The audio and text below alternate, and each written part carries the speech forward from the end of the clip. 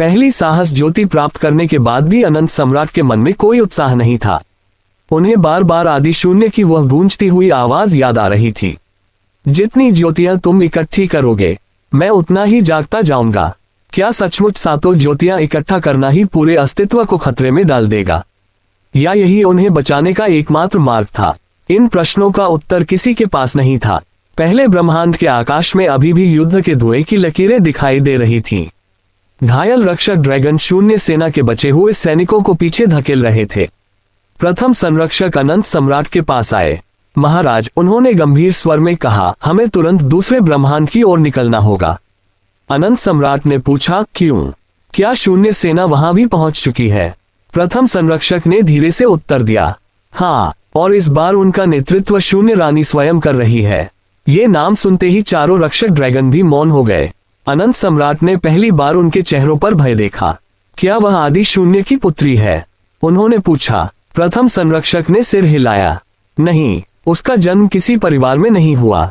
जब पहली बार शून्य और प्रकाश का संतुलन टूटा था, उसी क्षण एक चेतना उत्पन्न हुई। वही चेतना आज शून्य रानी कहलाती है। वह युद्ध केवल शक्ति से नहीं, बुद्धि और भ्रम से लड़ती है। अनंत सम्राट ने अपनी तलवार उठाई। स्वर्णिम द्वार फिर खुला। इस बार उसके भीतर एक अद्भुत संसार दिखाई दिया। यहाँ आकाश नीले क्रिस्टलों से बना था। पेड़ों की पत्तियां चांदी जैसी चमक रही थीं। हवा में अनगिनत ऊर्जा पक्षी उड़ रहे थे। लेकिन सबसे विचित्र बात यह थी कि यहाँ हर व्यक्ति की दो परछाइयां थीं। प्रथम संरक्षक बोले, ये है प्रतिबिंब लोक। यही दूसरी दिव्य ज्योति छिपी है, करुणा ज्योति। जैसे ही अनंत सम्राट आगे बढ़े, उन्हें एक छोटी लड़की दिखाई दी। वह अकेली बैठी रो रही थी। उसके आसपास कोई नहीं था। अनंत सम्राट उसके पास पहुंचे। तुम कौन हो? लड़की ने आंसू पोंछते हुए कहा, मैं अपने परिवार से बिछड़ गई हूँ, कृपया मेरी मदद कीजिए। प्रथम संरक्षक ने तुरंत चेतावनी दी, सावधान, इस लोक में जो दिखाई देता है वह हमेशा सत्य नहीं होता। लेकिन अनंत सम्राट ने लड़की की आंखों में देखा। उन्हें वहां छल नहीं, केवल दर्द दिखाई दिया। उन्होंने उसका हाथ पकड़ लिया। डरो मत, मैं तुम्हें अकेला नहीं छोड़ूंगा। लड़की उन्हें एक विशाल महल तक ले गई। महल के भीतर प्रवेश करते ही सब कुछ बदल गया। दीवारें जीवित प्रतीत होने लगीं। हर दिशा में आरव और एरियन की पुरानी यादें दिखाई देने लगीं। एक ओर आरव अपनी मां के साथ था, दूसरी ओर एरियन अपने खोए हुए राज्य में। फिर अचानक दोनों दृश्य टूट गए। उनकी जगह वही लड़की खड़ी थी, लेकिन अब उसकी आंखें नीली नहीं, गहरी काली थीं। वह मुस्कुराए, तुम परीक्षा में सफल हुए, लेकिन अभी असली परीक्षा बाकी है। क्षण भर में उसका रूप बदल गया। उसके सिर पर काले मुकुट का आकार उभर आया। पीछे विशाल काले पंख फैल गए। वह बोली, मैं हूँ शून्य रानी। अनंत सम्राट ने तलवार संभाली, लेकिन शून्य रानी ने कोई हमला नहीं किया। वह शांत स्वर में बोली, क्या तुम सचमुच मानते हो कि आदि शून्य केवल विनाश चाहता है? अनंत सम्राट चौंक गए। क्या मतलब? शून्य रानी ने महल की दीवार को छुआ। क्षण भर में एक प्राचीन दृश्य उभर आया। उसमें दिख रहा था कि जब पहली बार सृष्टि बनी थी, तब संतुलन बनाए रखने का भार केवल आदि शून्य पर था। लेकिन धीरे धीरे सभी नई शक्तियां उससे दूर होती चली गईं। जिसे तुम शत्रु कहते हो, वह कभी इस सृष्टि का पहला रक्षक था।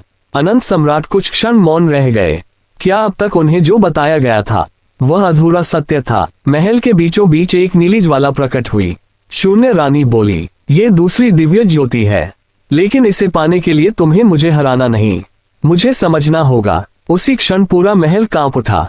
बाहर शून्य सेना और रक्षक ड्रैगनों के बीच भीषण युद्ध शुरू हो चुका था। प्रथम संरक्षक ने पुकारा, महाराज जल्दी कीजिए। लेकिन अनंत सम्राट की दृष्टि शून्य रानी पर ही टिकी रही। उन्हें पहली बार महसूस हुआ, इस युद्ध में शायद केवल दो पक्ष नहीं है, सत्य कहीं अधिक गहरा है। और तभी महल की छत फट गई। ऊपर आकाश में एक विशाल काली आंख खुली। इस बार वह आदि शून्य की नहीं थी। उसके भीतर से एक और आवाज, आए रानी, अब समय आ गया है। शून्य रानी ने सिर झुका लिया। फिर उसने अनंत सम्राट की ओर देखा और धीमे से कहा, अगर तुम सच जानना चाहते हो तो मेरे साथ चलो। उसी क्षण पूरा महल काले प्रकाश में डूब गया। पूरा महल काले और नीले प्रकाश से भर चुका था। समय मानो थम गया था। शून्य रानी ने अपना हाथ आगे बढ़ाया और बोली, यदि तुम मेरे साथ चलोगे तो तुम्हें वह सत्य दिखाई देगा जिसे हजारों वर्षों से सबसे छिपाया गया है। अनंत सम्राट कुछ क्षण मौन रहे। प्रथम संरक्षक ने तुरंत चेतावनी दी, महाराज, इस पर विश्वास मत कीजिए। शून्य की हर शक्ति भ्रम पैदा करती है। लेकिन अनंत सम्राट ने शांत स्वर में कहा, सच्चाई से डरकर कोई भी युद्ध नहीं जीता जा सकता। उन्होंने शून्य रानी का हाथ थाम लिया। क्षण भर में दोनों एक रहस्यमयी आयाम में पहुंच गए। ये स्थान किसी भी ब्रह्मांड जैसा नहीं था। यहाँ न आकाश था न धरती। चारों ओर तैरती हुई स्मृतियां थीं। हर स्मृति एक जीवित दृश्य की तरह सामने दिखाई दे रही थी। अनंत सम्राट ने देखा, अरबों वर्ष पहले जब पहली बार सृष्टि बनी थी, तब आदि शून्य विनाशक नहीं था। वह पूरे अस्तित्व का पहला रक्षक था। उसका कार्य था प्रकाश और अंधकार के बीच संतुलन बनाए रखना। लेकिन समय के साथ नई शक्तियां जन्म लेने लगीं। उन्होंने आदि शून्य को भय का प्रतीक मान लिया और उसे अकेला छोड़ दिया। धीरे धीरे उसका अकेलापन क्रोध में बदल गया। शून्य रानी ने अगली स्मृति दिखाई। उसमें कुछ प्राचीन देवताओं ने मिलकर आदि शून्य की शक्ति को 7 भागों में बांट दिया था। उन्हीं 7 भागों से बाद में 7 दिव्य ज्योतियां बनी। शून्य रानी बोली, सभी को बताया गया कि ये ज्योतियां सृष्टि की रक्षा के लिए बनाई गई थीं। लेकिन सच यह है कि इन्हें आदि शून्य को कमजोर करने के लिए बनाया गया था। अनंत सम्राट स्तब्ध रह गए। तो क्या अब तक का पूरा इतिहास अधूरा था? शून्य रानी ने धीरे से सिर हिलाया। अचानक पूरा स्मृति लोक कांपने लगा। एक दिव्य आवाज गूंजी, दूसरी ज्योति पाने के लिए निर्णय लो। 2 मार्ग सामने प्रकट हुए। पहले मार्ग पर लिखा था शत्रु का अंत। दूसरे मार्ग पर लिखा था शत्रु को समझो। प्रथम संरक्षक की आवाज दूर से सुनाई दी, पहला मार्ग चुनिए। लेकिन अनंत सम्राट ने बिना झिझक दूसरा मार्ग चुन लिया। उन्होंने शून्य रानी की ओर हाथ बढ़ाया। यदि तुम्हारे भीतर अभी भी अच्छाई का एक अंश है तो मैं उस पर विश्वास करूंगा। उसी क्षण पूरा आयाम सुनहरी रोशनी से भर गया। नीली करुणा ज्योति प्रकट हुई और अनंत सम्राट के हृदय में समा गई। करुणा ज्योति प्राप्त होते ही शून्य रानी के काले पंख सफेद प्रकाश में बदलने लगे। उसकी आंखों से शून्य की काली चमक मिटने लगी। वह पहली बार मुस्कुराए। शायद इतने वर्षों बाद किसी ने मुझे शत्रु नहीं, एक जीवित आत्मा समझा है। लेकिन उसी क्षण उसके माथे पर काला शून्य चिन्ह चमक उठा। वह दर्द से चीख उठी। नहीं, उसे पता चल गया। पूरा आयाम टूटने लगा। एक विशाल काली दरार खुली। उसके भीतर से आदि शून्य की गूंजती हुई आवाज आई, रानी, तुमने मेरे आदेश का उल्लंघन किया है। एक विशाल काला हाथ दरार से बाहर निकला। उसने शून्य रानी को पकड़ने की कोशिश की। अनंत सम्राट तुरंत उसके सामने आ गए। उन्होंने अपनी तलवार से उस हाथ पर प्रहार किया। पहली बार आदि शून्य की शक्ति कुछ क्षणों के लिए पीछे हट गई। पूरा आयाम कांप उठा। आवाज फिर गूंजी, तारांकन तारांकन, अनंत सम्राट, अब तुम केवल मेरे शत्रु नहीं रहे, तुमने मेरी सबसे प्रिय शिष्या को मुझसे छीन लिया है।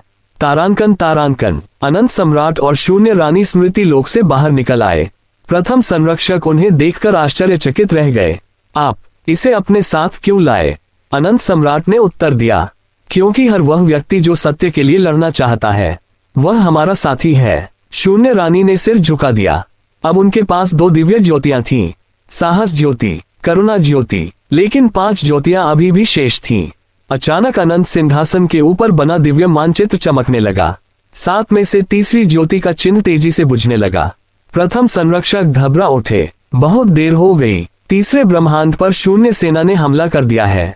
उसी समय आकाश में एक और स्वर्णिम द्वार खुला, लेकिन इस बार उसके सामने कोई प्रहरी नहीं था। वहां एक विशाल स्वर्ण ड्रैगन घायल अवस्था में गिरा हुआ था।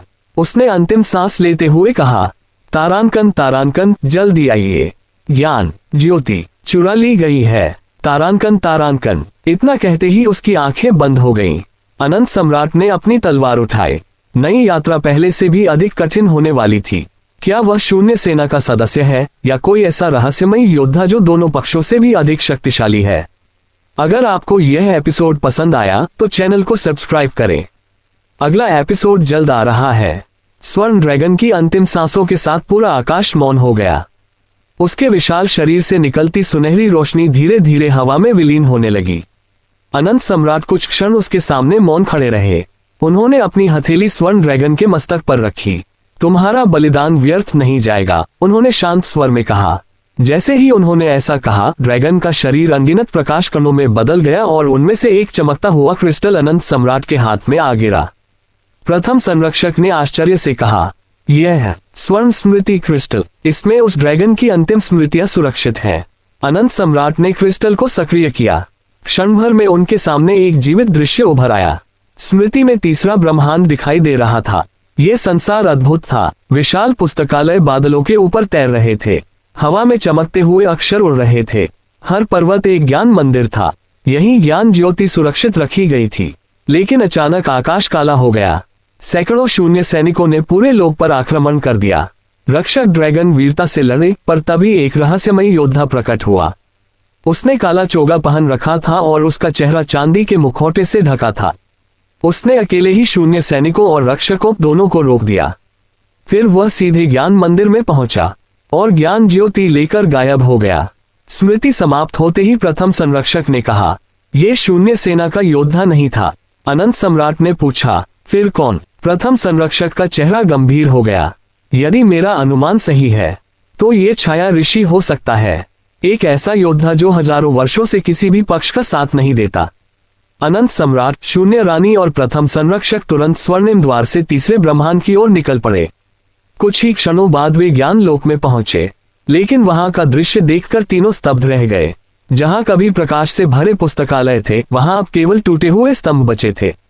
हवा में उड़ते अक्षर राख बन चुके थे। ज्ञान मंदिर आधा ध्वस्त हो चुका था।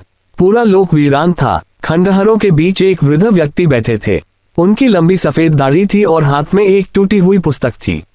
उन्होंने अनंत सम्राट को देखते ही धीमे से मुस्कुराकर कहा, आखिरकार तुम आ ही गए। अनंत सम्राट उनके पास पहुंचे। क्या आप जानते हैं कि ज्ञान ज्योति कहाँ है? वृद्ध ने उत्तर दिया, हाँ, लेकिन उससे भी महत्वपूर्ण प्रश्न यह है, क्या तुम उसे पाने योग्य हो? वृद्ध ने अपनी पुस्तक खोली। क्षण भर में चारों ओर अनगिनत पुस्तकें हवा में तैरने लगीं। उन्होंने कहा, ज्ञान शक्ति नहीं देता, ज्ञान जिम्मेदारी देता है। यदि तुम्हें ज्ञान ज्योति चाहिए तो पहले ये सिद्ध करो कि तुम सत्य को स्वीकार कर सकते हो। अचानक उनके सामने 3 द्वार प्रकट हुए। पहले पर लिखा था अतीत, दूसरे पर वर्तमान, तीसरे पर भविष्य। वृद्ध बोले, इनमें से केवल एक द्वार तुम्हें सही उत्तर तक ले जाएगा। प्रथम संरक्षक बोले, भविष्य चुनिए, वहीं समाधान मिलेगा। लेकिन शून्य रानी ने सिर हिलाया, नहीं, जो भविष्य जानना चाहता है वह वर्तमान खो देता है।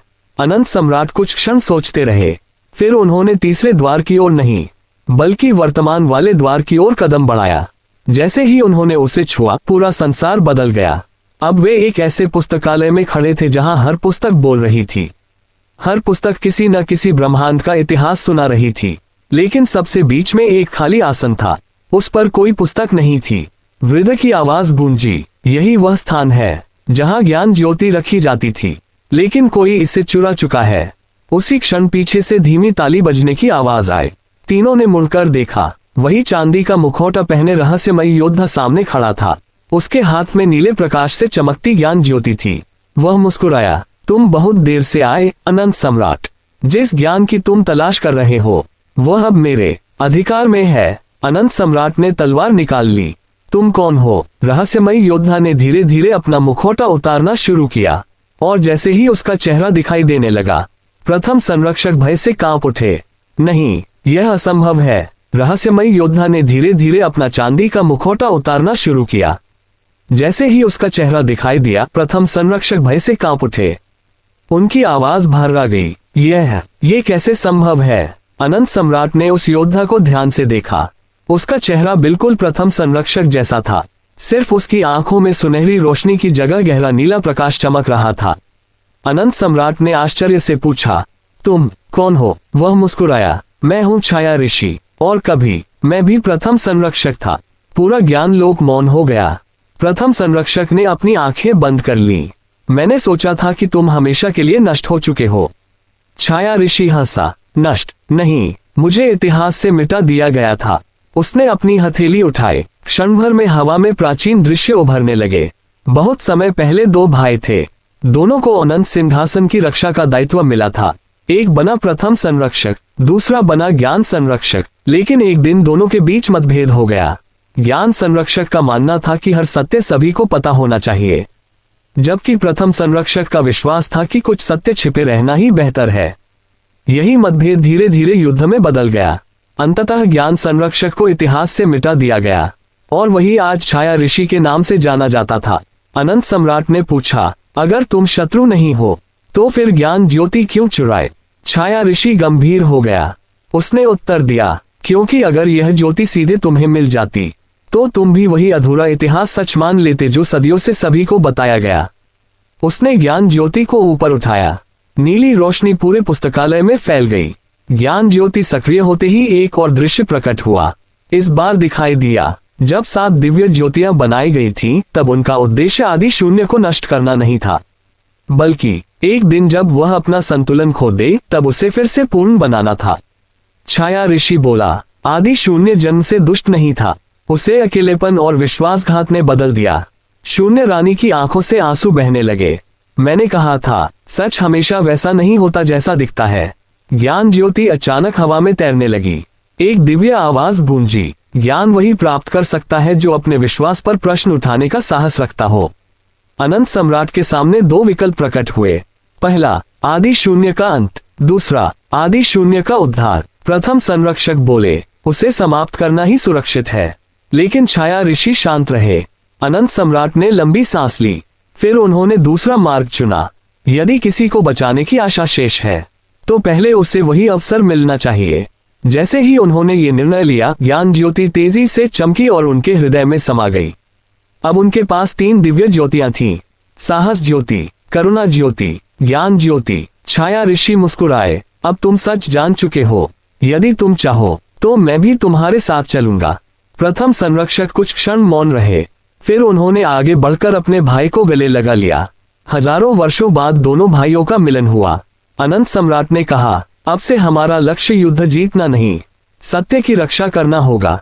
उसी समय पूरा ज्ञान लोक कांप उठा। आकाश में 7 ब्रह्मांडों का मानचित्र दिखाई दिया। लेकिन इस बार एक और भयावह दृश्य सामने आया। 7 में से 2 और ज्योतियां अचानक बुझ गईं। प्रथम संरक्षक चौंक उठे, ये कैसे हो सकता है? छाया ऋषि ने गंभीर स्वर में कहा, कोई तीसरी शक्ति भी इन ज्योतियों को खोज रही है। वह न शून्य सेना है और न ही हमारी। अनंत सम्राट ने पूछा, फिर कौन? छाया ऋषि ने उत्तर दिया, जिसका नाम सुनकर स्वयं आदि शून्य भी मौन हो जाता है।